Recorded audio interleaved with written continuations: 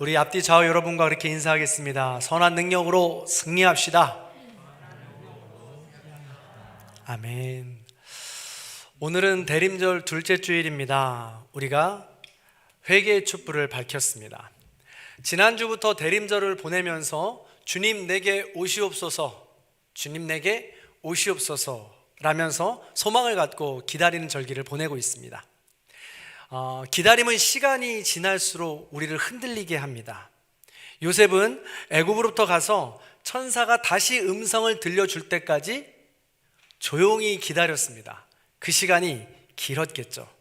그러나 순종하면서 그 시간을 기다렸습니다. 그래서 요셉은 가족들을 지킬 수 있었습니다. 기다림은 상황이 변할수록 어려울수록 흔들리기 마련입니다. 다니엘의 친구들은 우상에게 절해야 하는 상황, 절하지 않으면 불에 들어가야 되는 상황, 회유에도 듣지 않자 7배나 불을 뜨겁게 하겠다라는 이 왕의 협박받는 상황, 이런 상황 속에서도 흔들리지 않고 하나님을 향한 믿음을 적극적으로 지켰습니다. 기다렸습니다. 그래서 그들은 불 속에서 예수님을 만난 것이죠. 우리의 기다림을 흔들리게 하는 요인은 무엇이 있을까요? 여러분이 기다릴 때 여러분을 흔들리게 하는 가장 큰 요인은 무엇이 있으십니까? 오늘은 세례 요한을 통해서 함께 묵상해 보려고 합니다. 오늘 말씀을 기억하시는 분도 있을지 모르겠습니다. 작년 12월 20일 제가 이곳에서 처음 설교했던 본문이자 내용입니다. 대신 다른 각도를 가지고 우리가 오늘 본문을 살필 건데요, 동일한 본문과 제목이더라도 대림절 기간에 기다림에 대해서 다시 묵상해 보려고 합니다. 괜찮다면 작년 제가 처음으로 설교했던 그 말씀을 찾아서 묵상해 보셔도 큰 도움이 될 것 같다고 생각합니다. 그때도 우리는 코로나가 회복되길 기다렸습니다. 더 많은 성도님들을 만나기를 기다렸습니다. 예수님이 오시기를 기다리는 대림절이었죠. 지금도 마찬가지입니다. 지금도 우리는 코로나가 회복되길 기다리고 성도님을 더 만나길 기다리며 또다시 여전히 우리가 예수님 오시기를 기다리고 있는 것입니다. 자, 그렇다면 예수님을 오시기를 기다리는 여러분들, 작년에도 올해도 내년에도 계속해서 기다릴 텐데 어떻게 기다리면 좋겠습니까? 자, 우리 이런 소망을 가지고 옆에 분과 인사했으면 좋겠습니다. 대림절 선한 능력으로 기다립시다. 반대편에게 또 인사합니다. 대림절 선한 능력으로 기다립시다.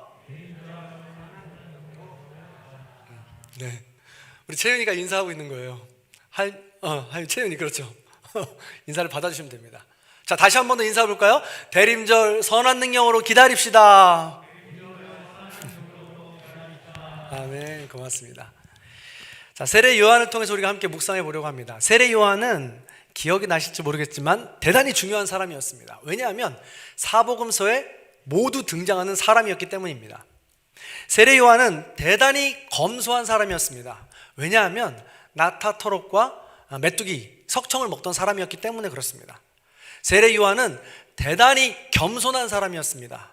왜냐하면 오실 예수님은 흥해야 하고 자기는 쇠해야 된다고 이야기하면서 오직 오실 분만 높여드리는 사람이었기 때문에 그렇습니다.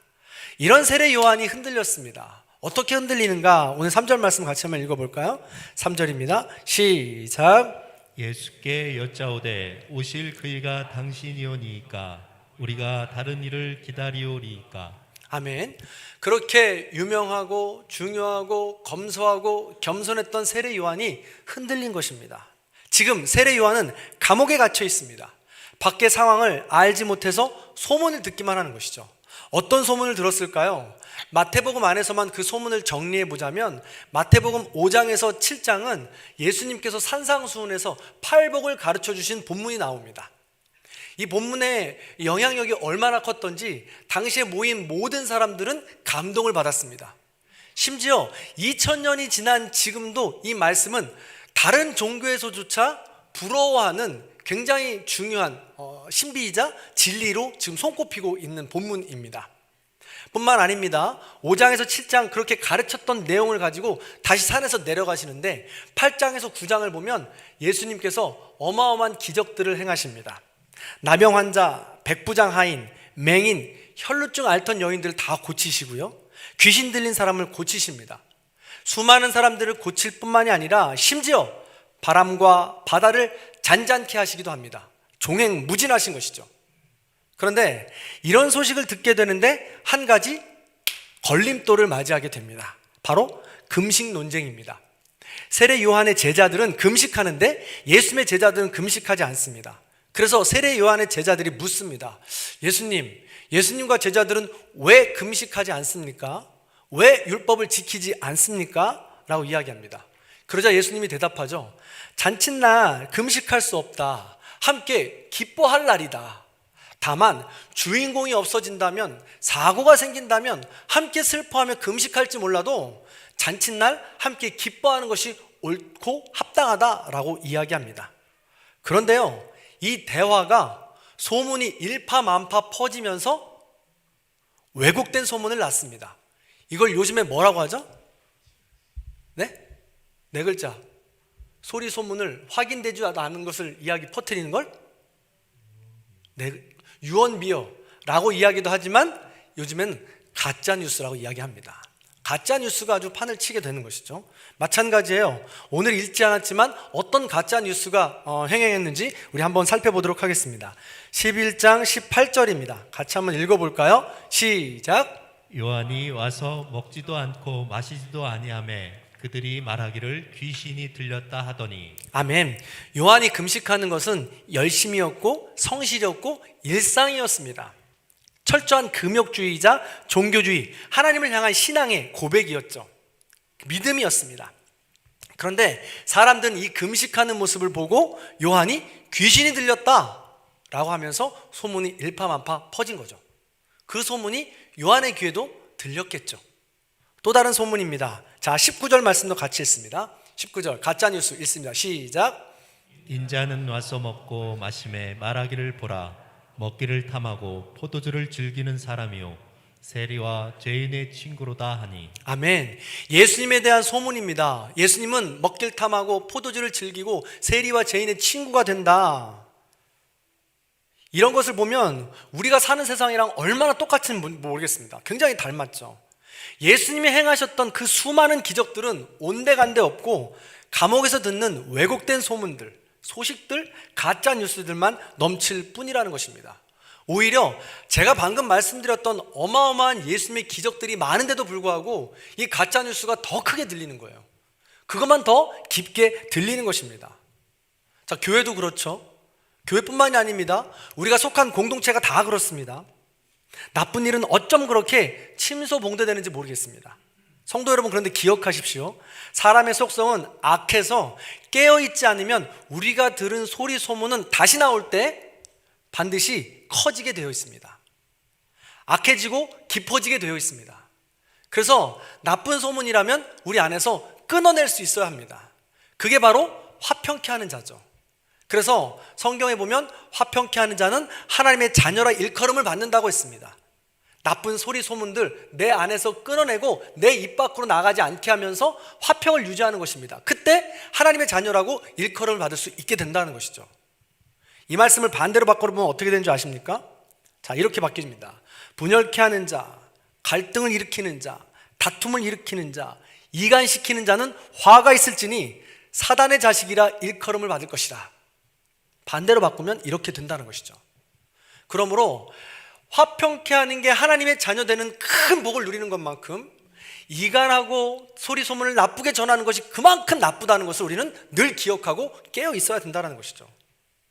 아니나 다를까 요한이 이런 소문을 듣고 화가 나지 않겠습니까? 아니나 다를까 지금까지 기다리고 믿음을 지켜왔던 그 사실에 불안하고 두려워하지 않았을까요? 더군다나 지금 세례 요한이 흔들릴 수밖에 없는 중요한 요인 중에 하나는 그가 감옥에 있었다는 사실입니다. 세례 요한은 광야에 살던 사람이에요. 막힌 곳에서 살아본 적이 없던 사람입니다. 그런 그가 감옥에 갇혀서 얼마나 힘들었을까요? 칼리슬이라는 작은 성에 한 부족의 추장을 가둔 적이 있습니다. 그 감옥의 특징이 뭐냐면 창문이 하나 있는데 이 창문이 나의 키에, 사람의 보통 키에 높이 매달려서 볼 만큼의 창문이 달려 있는 거예요. 그래서 한 추장을 여기다가 그 감옥에 가둬두었는데 몇 년이 지나고 나서 추장을 석방한 후에 감옥을 살펴보니까 중요한 특징을 발견하게 됐습니다. 뭐냐면 창문 밑에 이렇게 두 개의 홈이 온폭 파여져 있는 거예요. 그래서 이게 뭔가라고 봤더니 이 추장이 너무 나가고 싶어서 말 타고 달렸던 초원이 그리워서 항상 그 창문에 매달려서 밖을 본 거예요. 얼마나 매달려서 봤으면 거기에 홈이 나 있었을까요? 감옥에 갇히면 그만큼 두렵고 힘들다는 것이죠. 얼마나 나가고 싶었을까? 얼마나 푸른 초원을 뛰고 싶었을까? 얼마나 시원한 바람을 맞이하고 싶었을까요? 감옥의 상황입니다. 그래서 이런 감옥의 상황이 지금 요한을 더 힘들게 했을 수도 있다라는 것이죠. 또한 요한은 당시에 정의를 외치던 사람이었습니다. 헤롯 왕에게 잘못된 비리를 고발하면서 감옥에 갇힌 사람입니다. 그러다 보니까 자기 자신을 기억해 줄 걸로 알았습니다.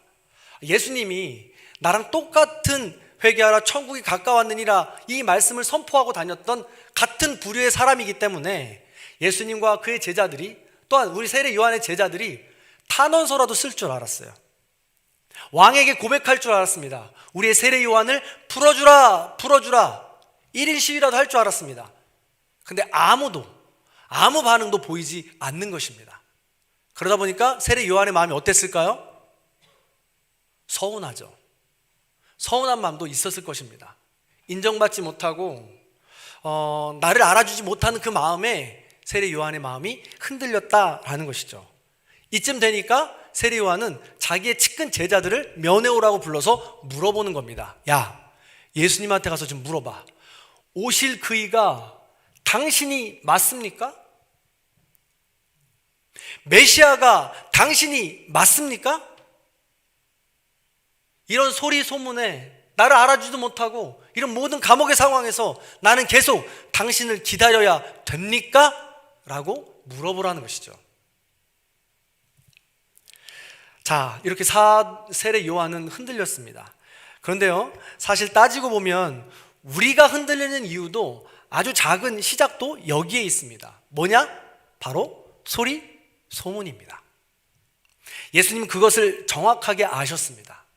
어떤 소리 소문이냐, 네가 흔들리는 게 어떤 소리 소문이냐라고 정확하게 오늘 찝어서 말씀하시죠. 자, 7절 말씀입니다.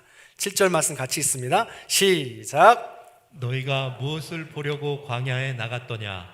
바람에 흔들리는 갈대냐? 아멘. 우리 모두는 광야에 나와 있습니다. 차이만 다를 뿐이죠.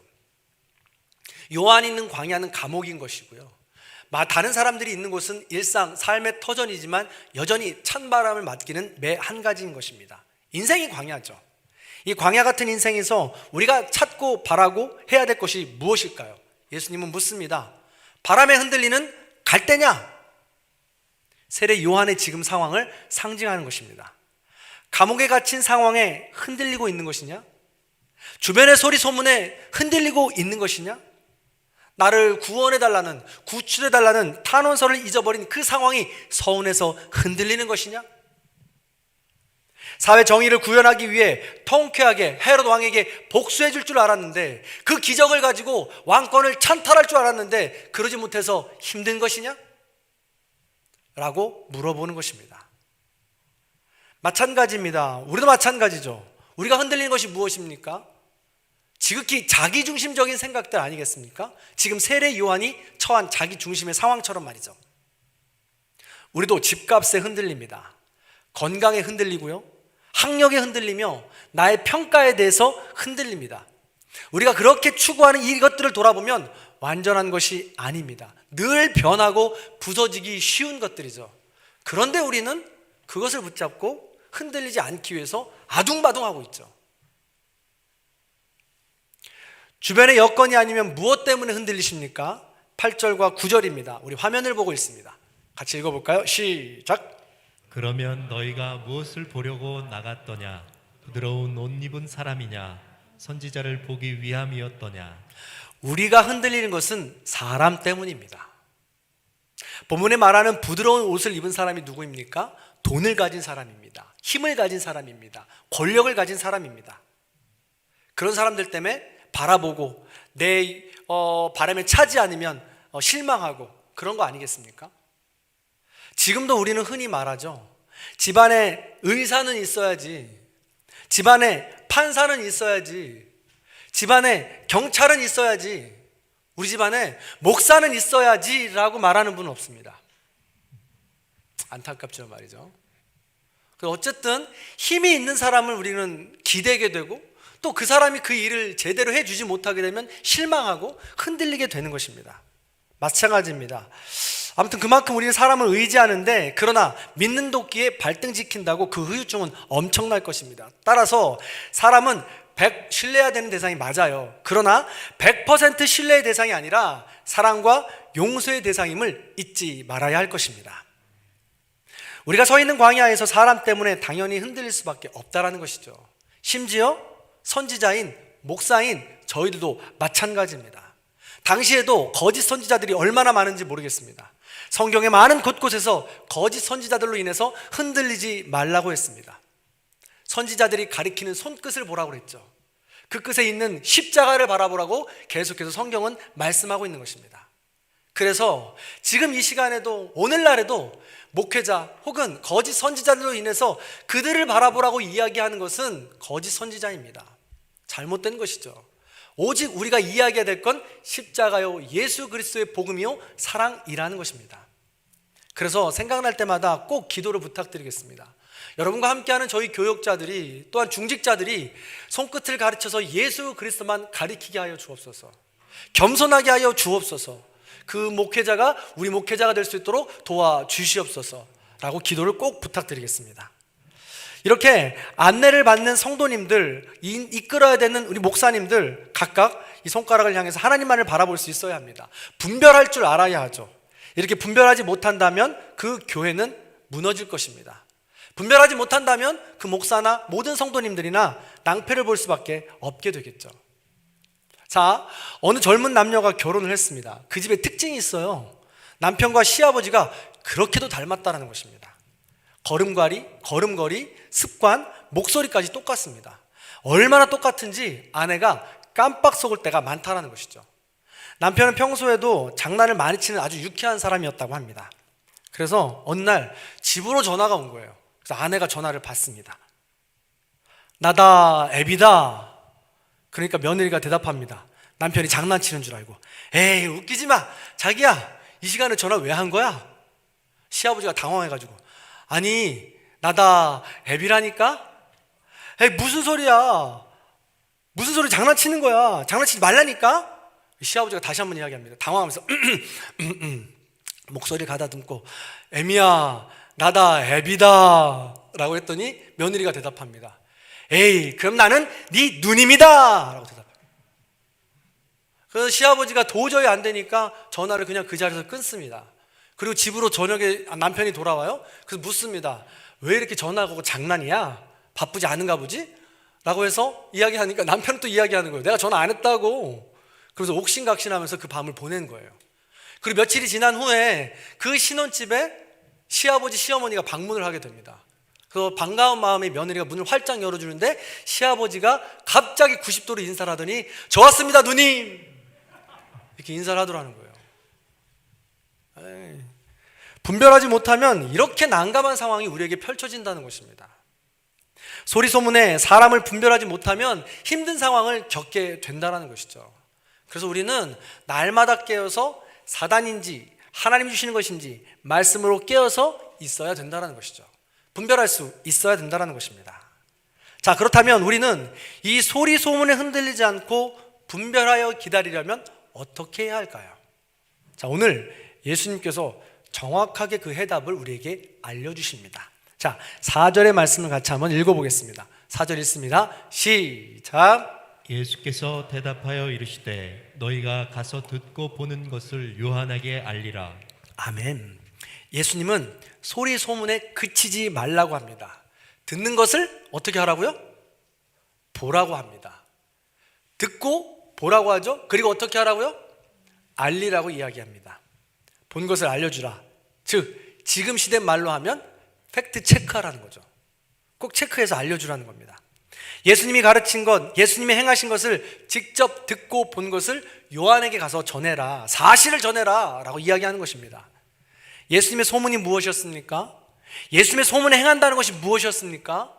중요한 행함은 바로 5절이었던 것입니다. 요약해 놓은 것이죠. 5절의 말씀도 같이 한번 읽어보겠습니다. 자, 읽습니다. 시작. 맹인이 보며 못 걷는 사람이 걸으며 나병 자가 깨끗함을 받으며 못 듣는 자가 들으며 죽은 자가 살아나며 가난한 자에게 복음이 전파된다 하라. 아멘. 그렇습니다. 소리 소문에 의하면 예수님은 먹기를 탐하고 죄인들과만 함께하는 분이었습니다. 그러나 제자들은 팩트를 체크합니다. 예수님은 맹인과 함께 하시는 분입니다. 예수님은 못 걷는 사람과 함께 하시는 분입니다. 예수님은 나병 환자와 함께 하시는 분이십니다. 예수님은 못 듣는 자와 함께 하시는 분이십니다. 예수님은 죽은 자와 함께 하시는 분이십니다. 예수님은 가난한 자와 함께 하시는 분이었던 것입니다. 세례 요한의 제자들은 그 예수님의 사실, 그 행함을 확실히 체크하고 우리 요한에게 다가간 것이죠. 자, 그렇다면 우리도 팩트 체크합니다. 여기서 오늘날 맹인, 못 걷는 자, 나병 환자, 못 듣는 자, 가난한 자, 죽은 자는 누구일까요?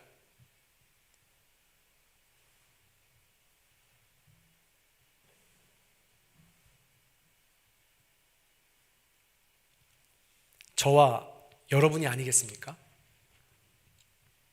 우린 자기가 보고 싶은 것만을 보고 판단하는 맹인입니다. 우린 자기가 가고 싶은 곳만을 가는 못 걷는 자입니다. 우린 자기 죄가 얼마나 큰지 알지도 못합니다.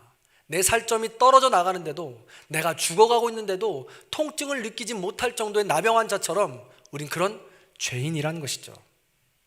우린 귀가 막혀서 주님의 음성을 못 듣고 내 할 말만 주장하는 죄인들인 것입니다. 그런 우리에게 예수님이 찾아오신 것이죠. 그래서 우리는 은혜 받은 자인 것입니다. 우린 그 사실을 기억하고 그 힘을 가지고 기다림을 임할 수 있게 된다는 것이죠. 그 은혜를 사모하고 기억하며 기다리는 시간이 바로 대림절인 겁니다. 그 은혜를 기억하는 사람을 성경은 이렇게 기록합니다. 11절 하반절에 보면 여자가 낳은 자 중에 세례 요한보다 큰 이가 일어남이 없도다. 그러나 천국에서는 극히 작은 자라도 그보다 크니라. 세례 요한은 사복음서에 모두 나올 만큼 중요한 사람입니다. 세례 요한은 말씀대로 검소하게 산 사람이라고 칭찬을 받은 사람입니다. 세례 요한은 예수님의 길을 열어준 겸손한 사람입니다. 그런데 비록 내 삶이 세례 요한만큼 아닐지라도, 부족한 삶일지라도, 연약한 삶일지라도 예수님은 나에게 다가오신 것입니다. 그래서 우리는 맹인으로 머물러 있지 않고, 못 걷는 자로 머물러 있지 않고, 못 듣는 자로 머물러 있지만 않는다면, 나병 환자로 그 자리에 머물러 있지만 않는다면 우리는 세례 요한보다 더 큰 자가 될 수 있다는 사실입니다. 예수님이 맹인된 저와 여러분을 찾아와 주신 것을 믿으십니까? 눈을 뜬 것을 믿으십니까? 그렇다면 이제 본다면 본 자처럼 살아야 합니다. 못 걷는 나를 일으켜 준 것을 느껴진다면 우리는 이제 걸어야 되는 것이죠. 듣게 됐다면 주님의 음성을 들어야 되는 것이죠. 그렇게 될 때 그 은혜를 사모하며, 그 은혜를 기다리며, 그 은혜를 나누며 살아갈 때 우리는 세례 요한보다 더 큰 칭찬을 받을 수 있게 되는 것입니다.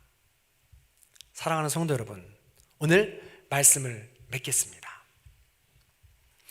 우리 성도님들은 그렇게 세상의 소리 소문에 흔들리지 않고 은혜 받은 자의 고백이 넘치시길 축복합니다. 보고 들은 것을 전하라고 했습니다. 맹인, 못 걷는 자, 나병 환자, 못 듣는 자, 죽은 자, 가난한 자였던 우리가 받은 은혜를 기억하면서 이제 보고 받은 것을, 들은 것을 전하는 삶을 살기 원합니다. 그렇게 될 때 우린 선한 능력으로 다시 한번 일어날 수 있게 될 것입니다. 사랑하는 성도 여러분, 제가 설교 서두에도 말씀을 드렸지만 벌써 온 지 1년이 되었더라고요. 1년 동안 보내면서 제가 얼마나 많은 이야기를 들었겠습니까? 그런 가운데 하나님께서 우리와 함께 하신다라는 사실들을 매 순간 깨달을 수 있어서 얼마나 감사했는지 모릅니다. 특별히요, 1년을 보내면서 많은 환우들을 만나게 되었었습니다. 여러분들 다 아시겠지만 그 환우들을 만날 때마다 우리 성도님들은 담담하게 그 시간들을 보내시면서 오히려 예수님의 은혜를 찾는 우리 시간들을 보았습니다. 다치셔서 병원에 입원해 봤거나 힘든 일을 겪어봤던 분들은 아시죠? 조금 몸이 불편해서 어려우면 무기력해지기 일쑤이고, 그것이 좀 더 길어지면 절망 가운데 빠지기 일쑤입니다. 그럼에도 불구하고 우리 성도님들은 하나님만을 바라보고 선한 능력으로 차곡차곡 일어나셨다라는 사실입니다. 그런 소문을 듣면 저는 참 기쁘고 은혜가 된다라는 것이죠. 뿐만 아닙니다. 기억하실지 모르겠는데 우리 교회는 지정헌금이라는 걸 하고 있습니다. 제가 우연하게 예화를, 소리 소문이죠, 예화를 우리 설교 시간에 나누었더니 어느 분이 2월 달이었어요. 그때가 그 주에 지정헌금을 하셔가지고 스타트가 되었습니다. 그때 100만 원이었어요. 이 100만 원의 지정헌금이 시작이 되었는데 지금 10달이 이제 만 10달 정도 된 것 같은데요, 16회가 지정헌금이 들어오게 되었습니다. 얼마가 들어왔냐면 총 2,481만 원입니다. 안 놀라시는데요? 네, 9개월 10개월 만에 2,481만 원이 들어왔어요. 이 헌금은요, 드리는 사람이 누구인지 밝히지 않습니다. 오직 받는 사람만 지정해서 드릴 뿐입니다. 그러면 받는 분도 누가 주는지 모릅니다. 하나님이 주시는 줄 알고 하나님께 감사하는 것이죠. 그래서 주는 사람도 하나님께 영광이요, 받는 사람도 하나님께 영광이 되는 것이죠. 이런 선한 능력들이 계속해서 일어나다 보니까 이렇게 풍성한 열매를 맺게 되었다는 것입니다. 481만 원은 고스란히 그 지정된 분들에게 전달이 되었고, 2천만 원은 목적 헌금으로 개척교회, 해외 선교를 위해서 드린 헌금이라서 고스란히 잘 저희가 저축하고 있습니다. 사랑하는 성도 여러분, 제가 지금 우리 모든 성도님들이 각각 삶의 자리에서 애쓰고 수고하고 있는 것을 봅니다.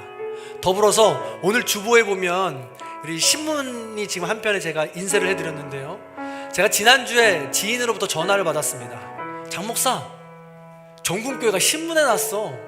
저도 몰랐는데 말이죠. 그래서 뭐였냐면 저희가 추수감사절에 사랑의 쌀 나누기 한 것을 신문에 놨던 거예요. 그래서 누가 보고 알려준 겁니다. 저희가 사진 안 찍으려고, 그 관계자들이 안 찍으려고 그냥 창고에 쌀을 집어넣어 놓고 장로님들이랑 불이 나게 우리끼리만 아무도 없을 때 사진 찍고 나왔거든요. 그랬더니 그분들이 기사를 낸 거예요. 사진을 찍어서, 그 물건만 사진 찍어서 말이죠.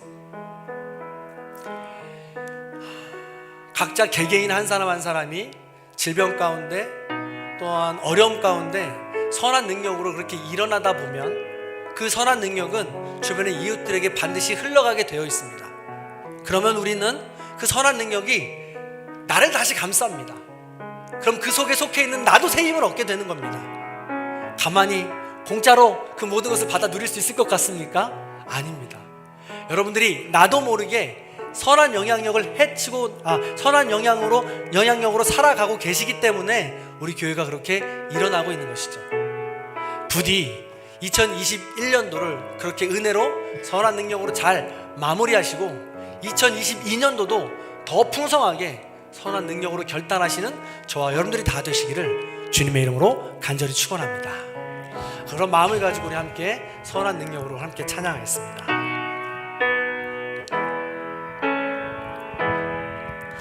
그 선한 힘에 고요히 감사하여 그 놀라운 평화를 누리며 나 그대들과 함께 걸어가네. 나 그대들과 한 해를 여네.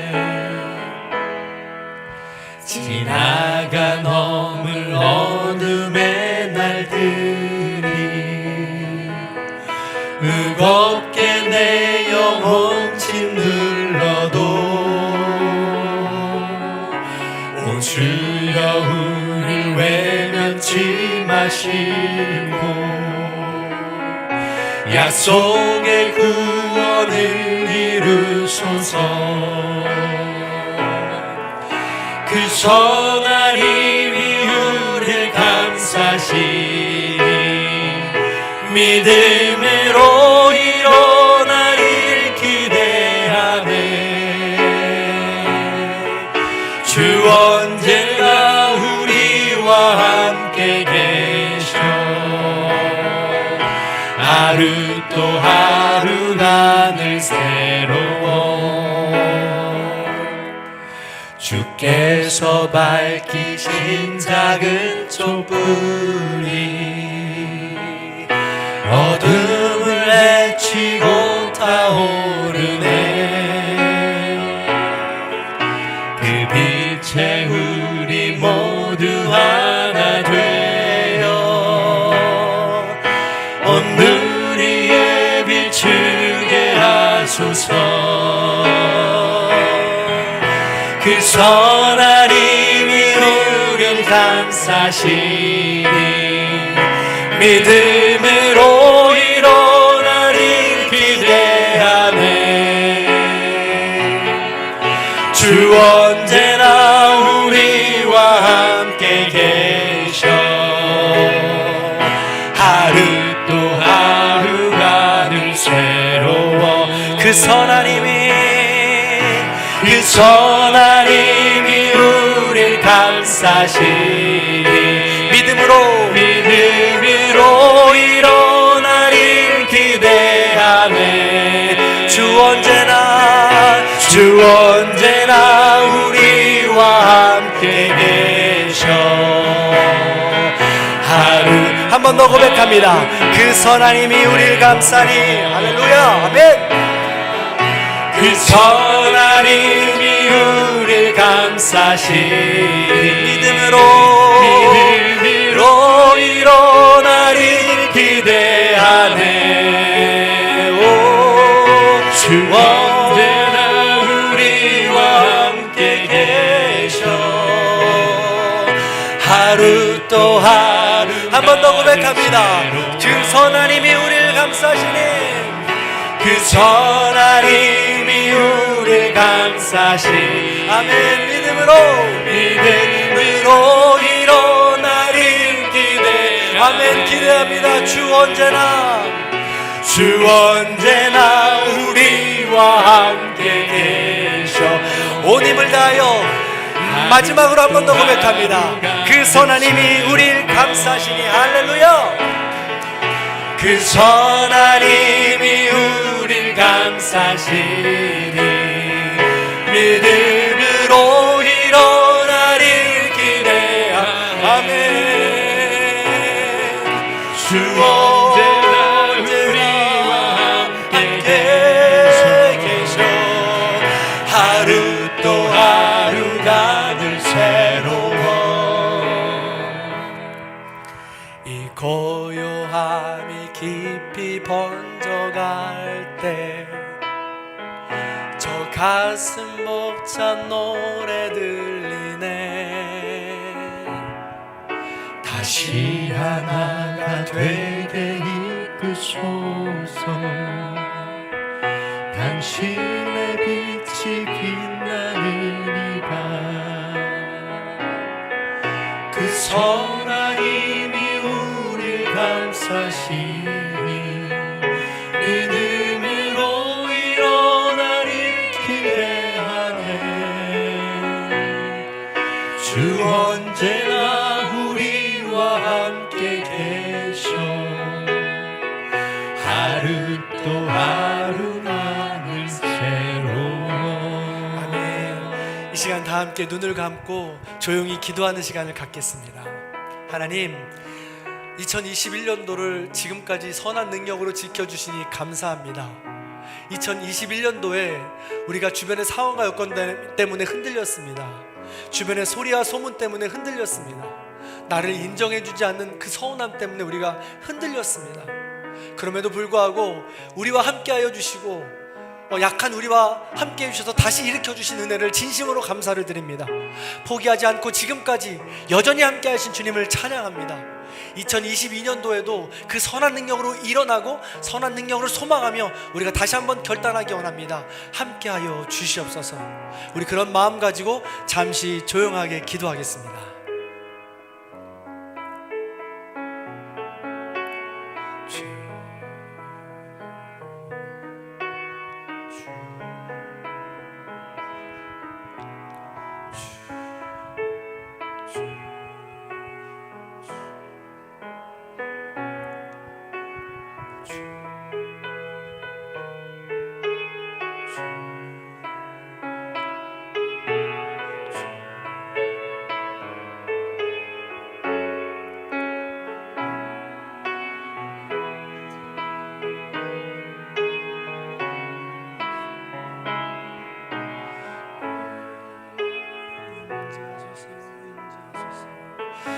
계속해서 기도할 때 혹시 옆에 아내가 있다면, 남편이 있다면 손을 잡아주시길 바랍니다.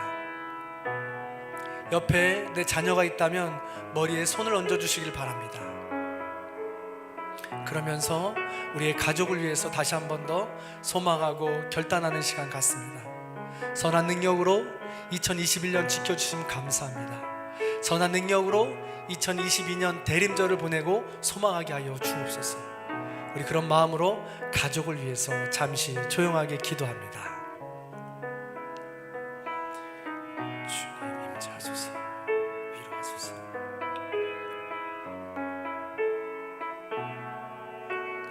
주님 임재하소서.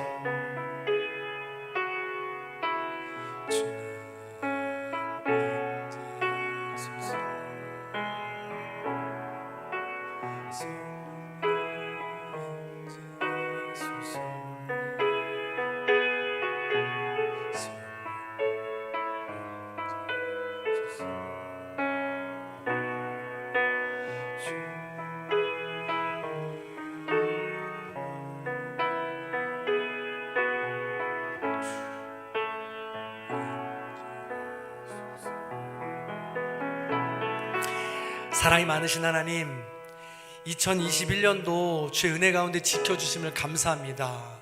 여전히 맹인이었지만, 여전히 못 걷고 나병 자였으며 못 듣는 자였지만 여전히 우리와 함께 하셨음을 믿습니다. 감사드립니다. 이제 2021년 대림절을 보내면서 우리와 함께 하시는 그 예수 그리스도의 은혜를 기억하면서 소리 소문에 흔들리지 않게 원합니다. 주변의 평가에 흔들리지 않게 원합니다. 온전히 예수 그리스도만 바라보고 예수 그리스도와 동행하기를 결단할 수 있는 우리 모두가 될 수 있도록 도와주시옵소서. 선한 능력으로 결단하고 2022년도도 그렇게 선한 능력으로 우리 전군교회 공동체가 하나가 될 수 있도록 인도해 주시고 하나님의 영광을 드러낼 수 있는 우리가 행복한 공동체가 될 수 있도록 인도하여 주시옵소서. 감사합니다. 사랑합니다. 임마누엘 되신 우리 주 예수 그리스도 이름으로 간절히 기도하옵나이다.